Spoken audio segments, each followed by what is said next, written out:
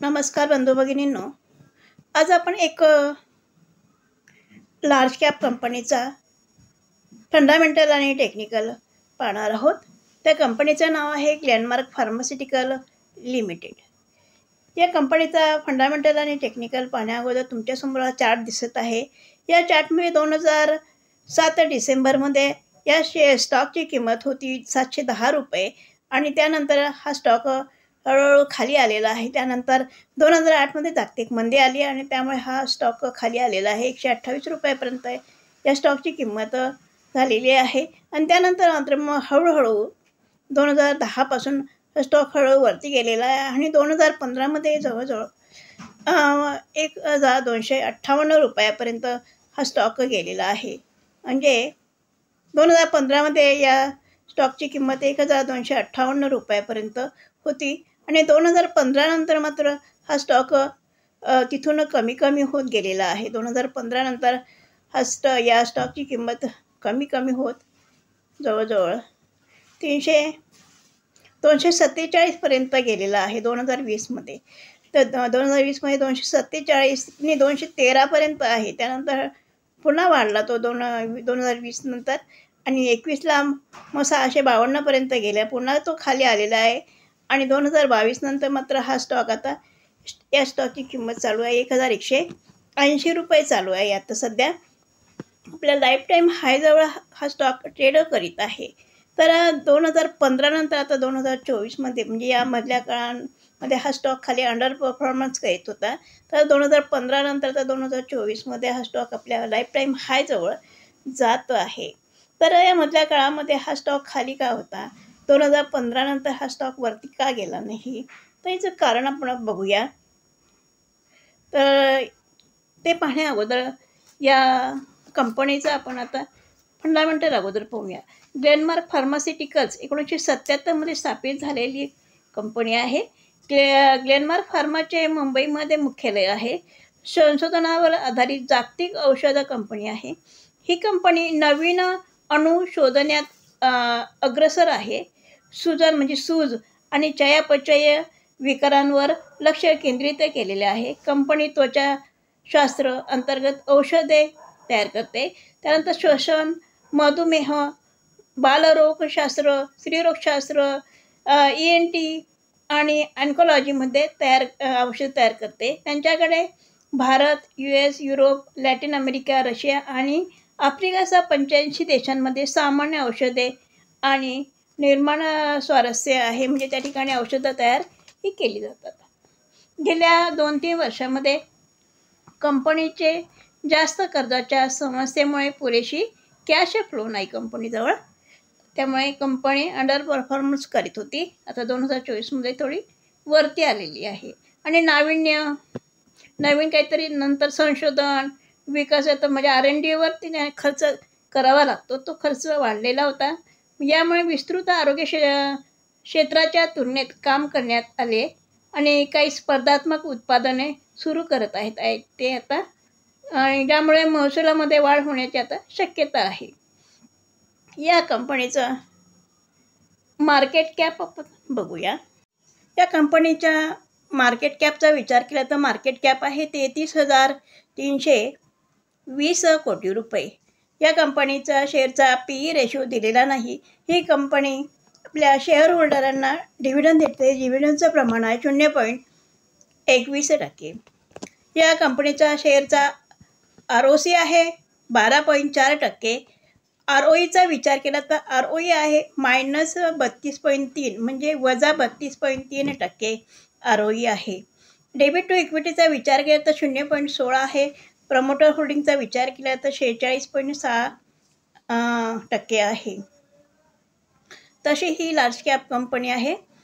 या कंपनीचा share chart आपण पाहिलेला आहे की 2007मध्ये हा वरती होता, 2007 नंतर खाली आला, नंतर 2015मध्ये लाईफ टाईम हायवर होता आणि 2015 नंतर हा शेअरचा चार्ट खाली आलेला आहे आणि आता आपल्या लाईफ टाईम हायजवळ ट्रेड करीत आहे. अशी ही कंपनी आहे. या कंपनीशी सिमिलर कंपन्या बघा. या कंपनीशी सिमिलर कंपन्या आहे, सन फार्मा आहे, सिप्ला आहे, झायडूस आहे, डॉक्टर रेड्डी आहे, लुपिन आहे. या कंपन्या ग्लेनमार्क कंपनीशी सिमिलर कंपन्या आहेत. क्वार्टरली रिझल्ट दिलेला आहे. क्वार्टरली रिझल्टमध्ये 2024चा क्वार्टरली रिझल्ट दिलेला आहे. 2024चा क्वार्टरली रिझल्टमध्ये ऑपरेटिंग प्रॉफिट दिलेला आहे 504 कोटी दिलेला आहे. आणि त्यानंतर प्रॉफिट बिफोर टॅक्स दिलेला आहे. तर टॅक्स भरण्या अगोदरचा प्रॉफिट किती आहे? 555 कोटी एवढा आहे. आणि नेट प्रॉफिटचा विचार केला तर नेट प्रॉफिट 2024चा क्वार्टरली रिझल्ट लागलेला आहे. त्या रिझल्टमध्ये नेट प्रॉफिट त्यांनी दाखवलेला आहे -1214 कोटी रुपये मायनस दाखवलेला आहे. म्हणजे नेट प्रॉफिट मायनसमध्ये दाखवलेला आहे. पण त्याच्या अगोदर विचार केला तर ऑपरेटिंग प्रॉफिट प्लसमध्ये आहे. प्रॉफिट बिफोर टॅक्स म्हणजे टॅक्स भरण्या अगोदरचा प्रॉफिट हा प्लसमध्ये आहे. पण या ठिकाणी टॅक्स जो दाखवलेला आहे 319% टॅक्स दाखवलेला आहे. म्हणजे इतर वेळेस जो टॅक्स भरला नसेल तो टॅक्स या ठिकाणी त्यांना भरावा लागला आणि त्या टॅक्सचं प्रमाण जास्त आहे. आणि त्यामुळे नेट प्रॉफिट हा मायनस आलेला आहे. -1214 कोटी रुपये मायनस नेट प्रॉफिट या ठिकाणी दाखवलेला आहे. आणि इतर वेळेस बघा, इतर ठिकाणी हा जो टॅक्स दाखवलेला आहे तो टॅक्स बघा मायनसमध्ये म्हणजे भरलेला नाही. म्हणजे 2023 जूनचा मायनस आहे, नंतर सप्टेंबर 23चा मायनस आहे. तर अशा पद्धतीने हा मार्च 2024मध्ये टॅक्स हा जास्त दाखवलेला आहे. म्हणून नेट प्रॉफिट हा मायनसमध्ये आलेला आहे. आता बघा balance sheet profit and loss statement दाखवलेलं आहे. या ठिकाणी 2013 दाखवलेलं आहे. 2013 ते 2024पर्यंत या ठिकाणी दाखवलं. तर नेट प्रॉफिट बघा 2013 नेट प्रॉफिट ही कमी जास्त झालेलं आहे. काही काळामध्ये म्हणजे काही वर्षी नेट प्रॉफिट जास्त आहे, काही वर्षी नेट प्रॉफिट कमी आहे. 2023चा विचार केला तर नेट प्रॉफिट 377 कोटी रुपये आहे. 2023चा 377 कोटी रुपये आहे. आणि 2022चा विचार केला तर नेट प्रॉफिट 994 कोटी आहे. 2021मध्ये 970 कोटी आहे. म्हणजे 2021-22मध्ये नेट प्रॉफिट चांगला दाखवला आहे, पण 2023मध्ये नेट प्रॉफिट कमी आलेला आहे.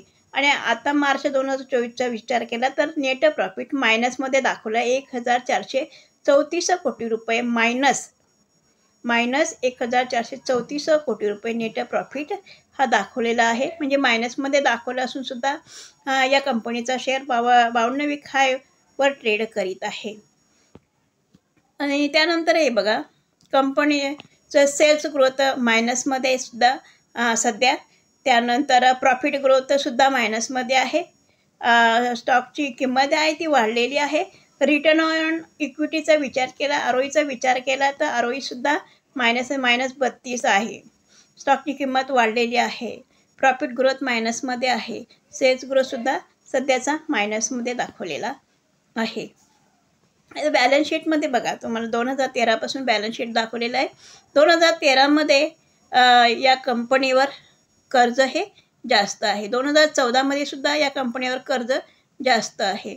2015मध्ये कर्ज हे वाढलेलं आहे. 2014पेक्षा 2015मध्ये कर्ज हे वाढलेलं आहे. नंतर 2016मध्ये सुद्धा या कंपनीवर कर्ज वाढलेले आहे. 2017मध्ये सुद्धा या कंपनीवर कर्ज वाढलेले आहे. म्हणजे 2013 ते 2017 या काळामध्ये या कंपनीवर कर्ज जास्त होते आणि रिझर्व मात्र काय होतं? कमी होता. आणि 2018मध्ये मात्र रिझर्व आणि कर्ज याच्यामध्ये फारसं काही अंतर नाही, पण रिझर्व थोडं जास्त आहे आणि कर्ज थोडं कमी आहे. आणि 2019मध्ये रिझर्व जास्त कर्ज कमी. 2020मध्ये सुद्धा रिझर्व जास्त कर्ज कमी. नंतर 21मध्ये रिझर्व जास्त कर्ज कमी. 22मध्ये सुद्धा ते 23मध्ये सुद्धा रिझर्व जास्त आहे आणि कर्ज कमी आहे. 2024चा विचार केला तर 2024मध्ये रिझर्व 7,820 कोटी रुपये आहे आणि कर्ज फक्त 1,231 कोटी रुपये आहे.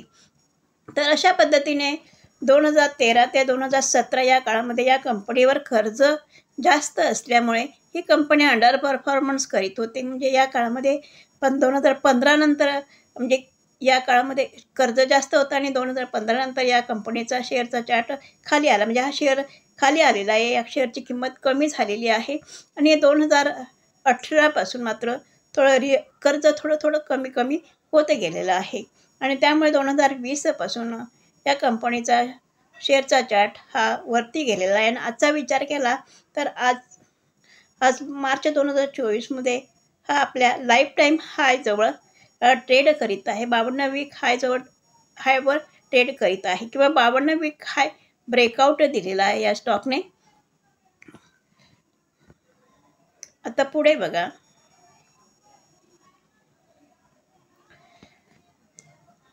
प्रमोटर होल्डिंग दिलेली आहे. प्रमोटर होल्डिंग 46.65% आहे.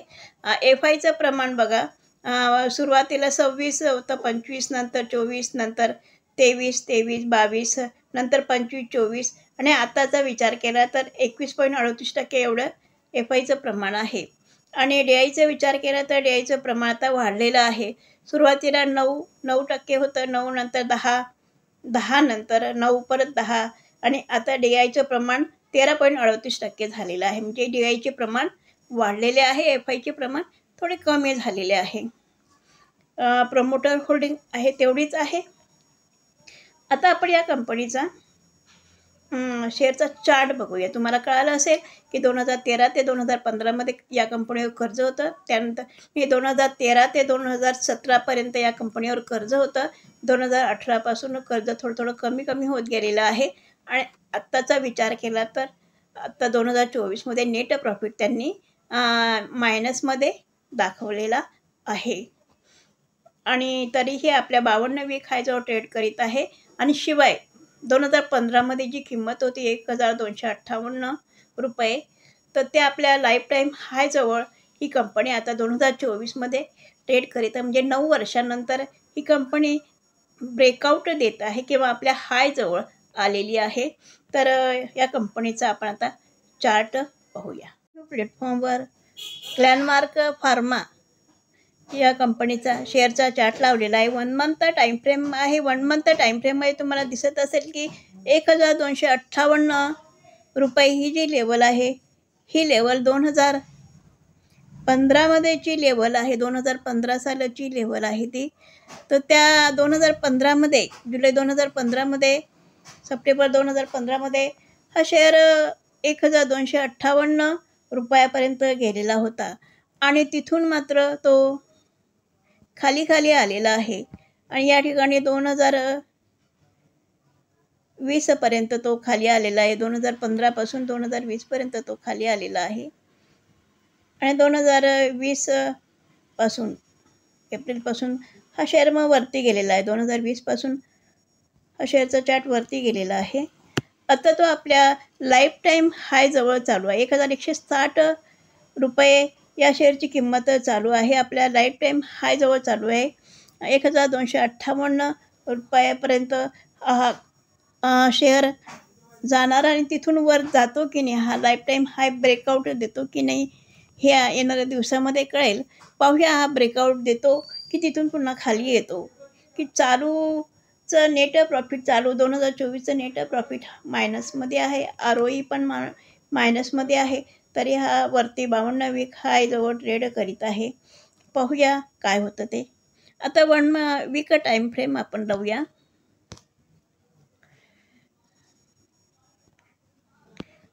1 वीक टाईम फ्रेममध्ये दिसत असेल तुम्हाला की 2015 नंतर हा स्टॉक खाली आलेला आहे. 2015 नंतर हा स्टॉक खाली आलेला आहे आणि 2020 हळूहळू हा वरती जात आहे. 2020 वरती जात आहे आणि आपल्या आता लाईफ टाईम हायजवळ ट्रेड करीत आहे. 1 डे टाईम फ्रेममध्ये पाहूया.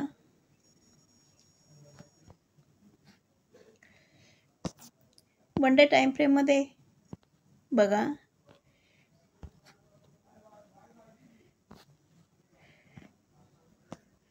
वन डे टाईम फ्रेममध्ये तुम्हाला दिसत असेल की 52 वीक हाय 52 वीक हाय ब्रेकआउट या स्टॉकने दिलेला आहे आणि 1160 रुपयावर हा स्टॉक ट्रेड करीत आहे. आपल्या लाईफ टाईम हायजवळ जात आहे 1258 रुपये.